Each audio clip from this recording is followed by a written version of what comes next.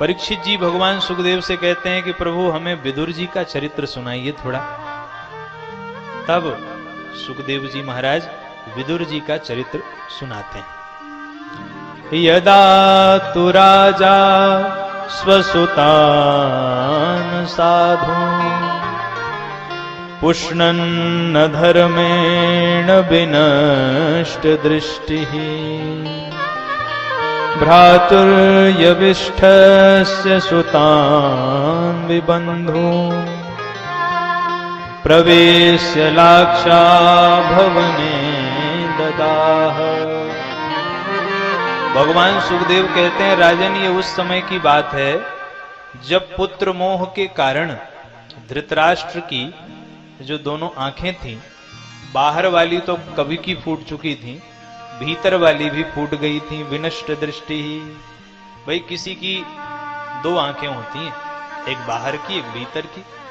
बाहर की आंखें ये चर्म चक्षु हैं जिनसे हम जगत देखते हैं, और भीतर की आंखें ज्ञान और वैराग्य की हैं जिनसे परमात्मा का दर्शन करते हैं।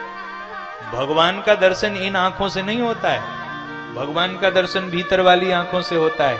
ज्ञान विराग नयन उर्गारी। यहां काकभुसुंडी जी ने कहा है, उरग कहते हैं सर्प को, तो अरि माने शत्रु। यहां उर्गारी का अर्थ आप समझ लें तो स्पष्ट हो जाएगा। काकभुसुंडी जी ने गरुण जी को कहा कि हे गरुण जी, उर्गारी माने हे सर्पों के शत्रु, ज्ञान विराग नयन, ज्ञान और वैराग्य जो है ये भीतर की दो आंखें होती हैं। तो बाहर की आंखें तो कब की फूटी थी, पर पुत्र मोह के कारण भीतर की भी आंखें फूट गईं। इसीलिए क्या लिखा, नष्ट दृष्टि नहीं लिखा, विनष्ट दृष्टि लिखा। तो विदुर जी आए धृतराष्ट्र के पास और विदुर जी ने धृतराष्ट्र जी को समझाया, देखो महाराज, पुत्र मोह में इतने अंधे मत बनो। ये तुम्हारा बेटा एक तुम्हारे किसी जन्म का पाप है जो तुम्हारे यहां पैदा हुआ है, और इसके बहकावे में अगर आओगे बहुत बड़ा युद्ध होगा, अनेकों लोग मारे जाएंगे, इसलिए इसके बहकावे में मत आइए। समझाया। और किसी ने जाके दुर्योधन को कानों कान खबर कर दी कि महाराज विदुर जी महाराज तुम्हारे पिता को तुम्हारे खिलाफ भड़का रहे हैं। और जैसे ही दुर्योधन ने सुना दौड़ता हुआ है और आकर के दुर्योधन ने भरी सभा में दुर्योधन विदुर जी की को खरी खोटी सुनाने लगा। कयेन मत्रोपजुहाव जिह्वाम दास्यासुतम यद बलिने वो पुष्ट। अरे तू दासी का बेटा, हमारे ही दिए गए टुकड़ों पर पलने वाला, आज हमारे ही पिता को हमारे खिलाफ भड़का रहा है। अपमान किया दुर्योधन ने विदुर जी का, पर धृतराष्ट्र एक शब्द नहीं बोले। और तुरंत विदुर जी समझ गए कि मौनम स्वीकृति लक्षणम। अगर धृतराष्ट्र यहां कुछ नहीं बोल रहे हैं तो इसका मतलब इनकी भी स्वीकृति है। विदुर जी समझ गए कि अब इस स्थान पर मेरी उपयोगिता समाप्त हो गई है, और जिस स्थान पर अपनी उपयोगिता समाप्त हो जाए उस स्थान को त्याग ही देना चाहिए। तुरंत विदुर जी ने अपना धनुष लिया, दरवाजे पे रख दिया। स्वयं धनुर्द्वारि निधाय माया गतव्यथो या दुर्मानयानः। धनुष को लिया, दरवाजे पे रख दिया और चुपचाप वहां से चले गए। विदुर जी ने धनुष को दरवाजे पे क्यों रखा? ताकि कौरवों को यह न लगे कि धनुष लेके जा रहे हैं तो पांडवों के पक्ष में मिल जाएंगे। इसीलिए धनुष बाण रख दिया कि भैया अब मैं किसी पक्ष विपक्ष के चक्कर में नहीं पड़ूंगा, अब तो मैं तीर्थ यात्रा करने के लिए जा रहा हूं। बोल भक्त वत्सल भगवान की। विदुर जी महाराज चले गए तीर्थ यात्रा करने के लिए। विदुर जी वर्षों की तीर्थ यात्रा में गए, लेकिन अपने साथ तैयारी का एक सामान भी लेके नहीं गए। तैयारी के नाम पे हम लोग 4 दिन के तीर्थ यात्रा में जाते हैं तो 2-3 बैग फुल कर लेते हैं। और विदुर जी वर्षों की तीर्थ यात्रा में गए तो भी उन्होंने कोई व्यवस्था नहीं करी।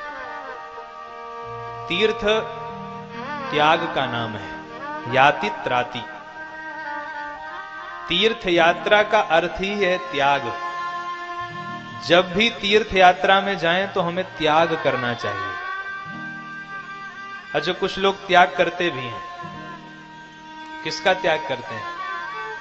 कुछ लोग कहते हैं कि महाराज हम इस तीर्थ यात्रा पर जा रहे हैं, आज के बाद हम अमुक सब्जी नहीं खाएंगे, आज के बाद इस भाजी का त्याग करते हैं। अरे भाई, सब्जी भाजी का त्याग करने से कल्याण थोड़ी होगा। तीर्थ में जाके तो काम क्रोध आदि विकारों का त्याग करना चाहिए। काशी जाओ, काशी ज्ञान की भूमि है। बोले भाई है कि नहीं ज्ञान की भूमि? तो जब काशी जाओ तो क्रोध का त्याग करो, क्योंकि जहां ज्ञान होता है वहां क्रोध। निश्चय कर लीजिए कि हम काशी जा रहे हैं भगवान का दर्शन करने, आज के बाद हम क्रोध नहीं करेंगे। अयोध्या वैराग्य की भूमि है, और वैराग्य की भूमि में जाओ तो लोभ का त्याग करो।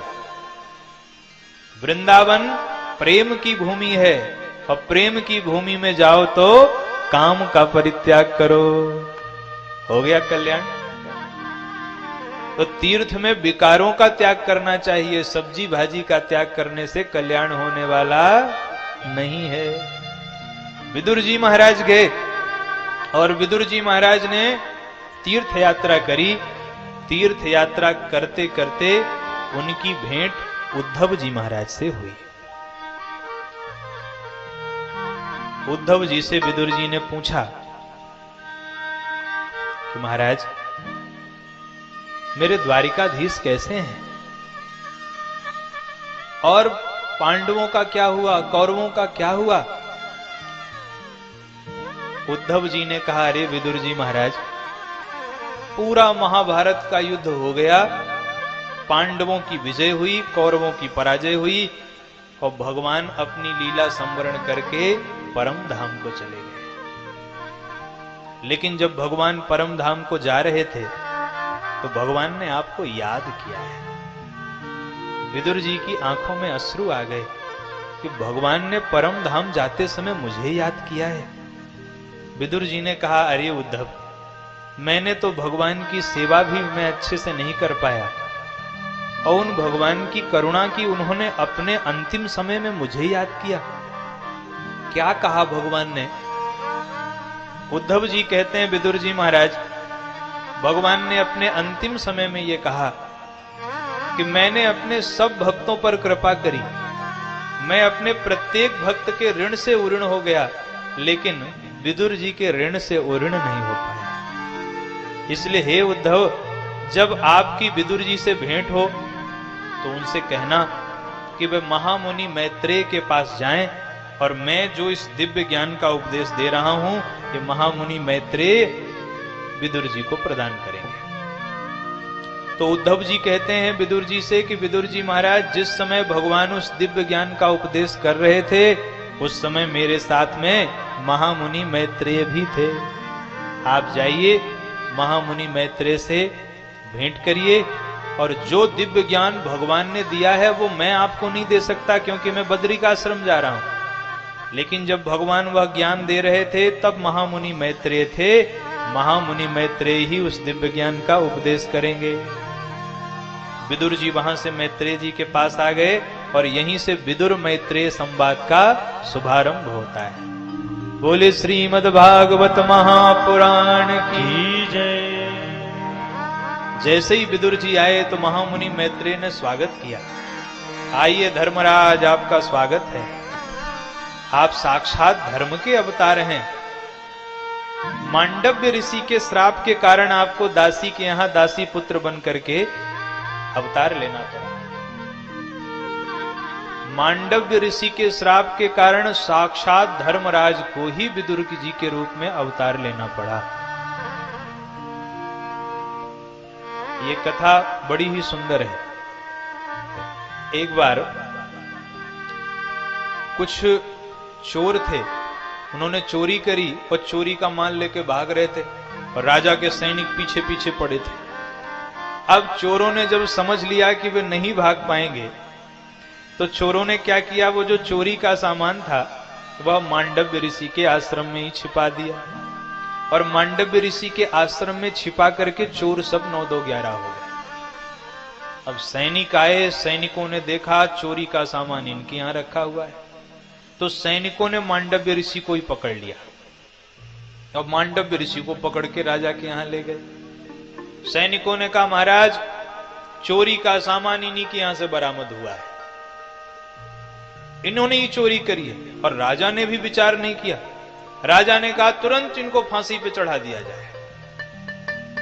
अब फांसी का फंदा तैयार। अब मांडव्य ऋषि सोच रहे हैं कि हे भगवान, मैंने तो कुछ किया भी नहीं, ये कौन से अपराध की सजा मुझे मिल रही है। फांसी का फंदा तैयार, और जैसे ही उनके गले में पहनाया गया, महाराज उनके ऊपर तो उन्होंने तो बिल्कुल गायत्री का अनुष्ठान किया, कोई प्रभाव ही नहीं पड़ा। जैसे वे सहज थे वैसे फांसी के फंदे पे भी आनंद से बढ़िया मुस्कुराते हुए भजन करते रहे। राजा ने समझ लिया, अरे ये तो कोई महान विभूति है। सैनिकों को आदेश दिया, तुरंत इनको नीचे उतारो। तुरंत उनको नीचे उतारा गया। राजा ने कहा, महाराज हमें क्षमा करो, हम आपके प्रभाव को नहीं जानते थे, आप श्राप मत दीजिएगा। मांडव्य ऋषि ने कहा, राजन तुम्हें तो श्राप नहीं दूंगा, लेकिन मैं जा रहा हूं सीधे यमराज के पास।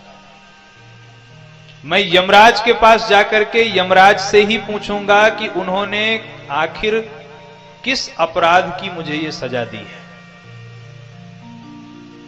तो मांडव्य ऋषि सीधे वहां से यमराज के पास गए, और मांडव्य ऋषि ने यमराज से कहा कि महाराज आपने मुझे किस अपराध की सजा दी कि मुझे वहां पर झूठा फंसाया गया।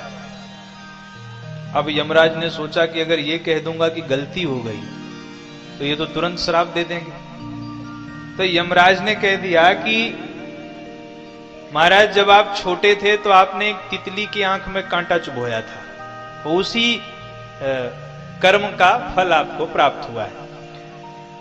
मांडव्य ऋषि ने कहा, देखिए महाराज संविधान हमें मत सिखाइए, हमको भी आता है सब।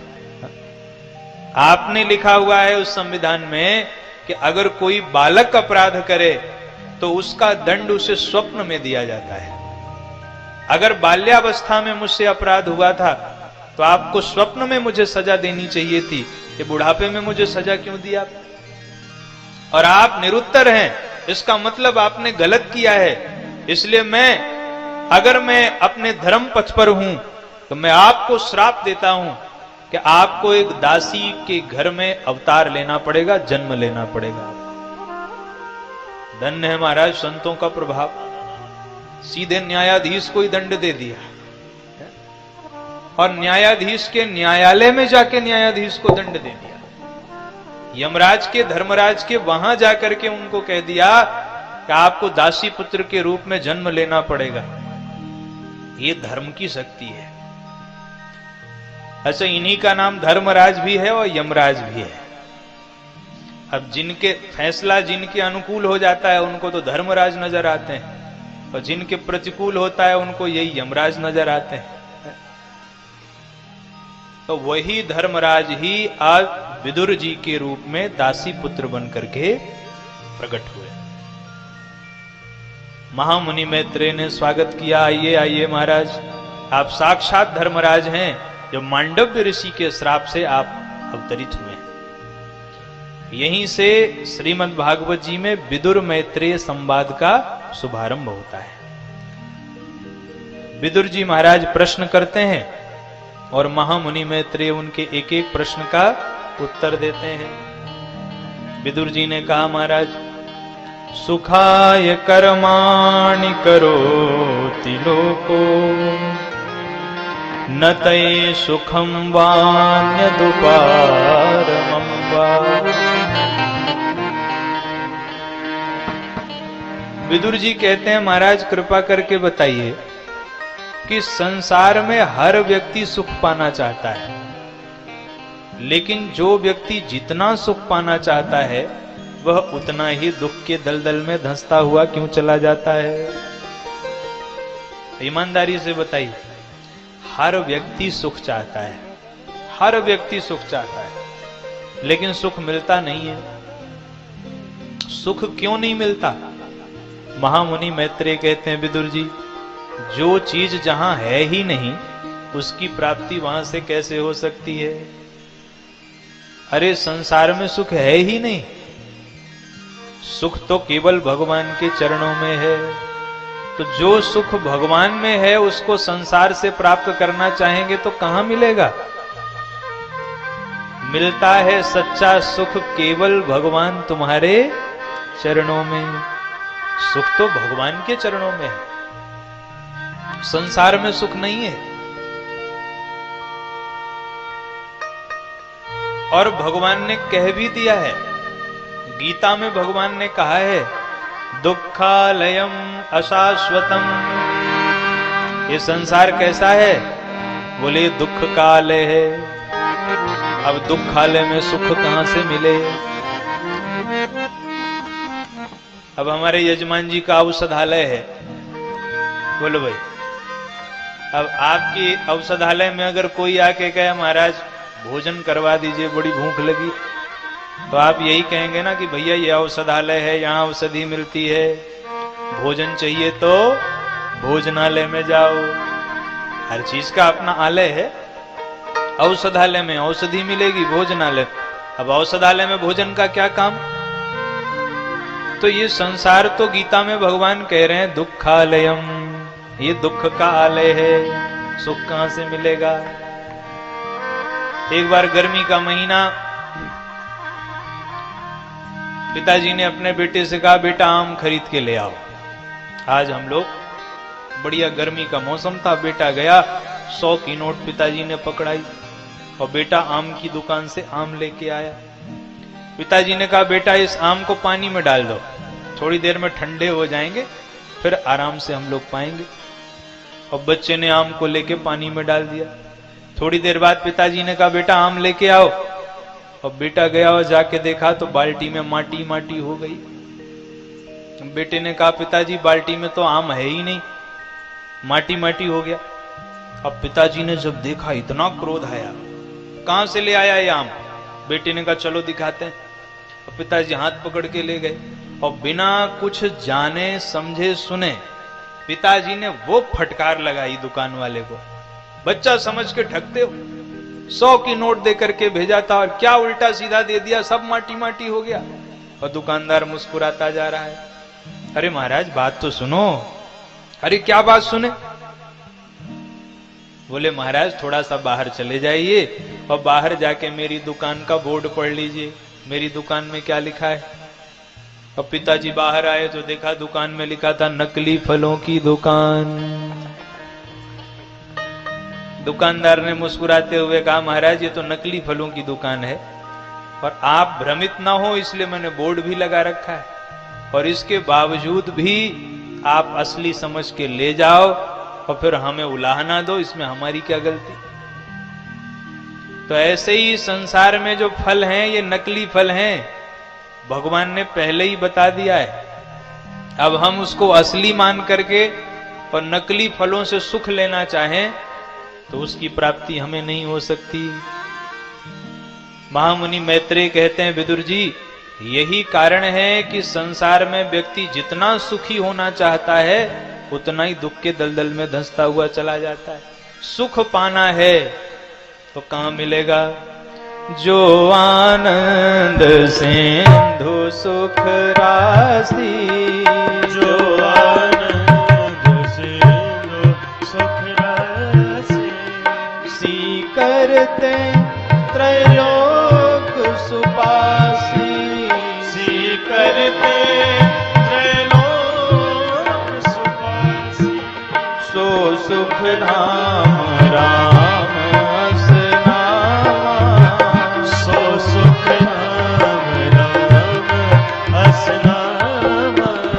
अखिल लोकदायक विश्रामा, अखिल लोकदायक विश्रामा। वत्सल भगवान की जय।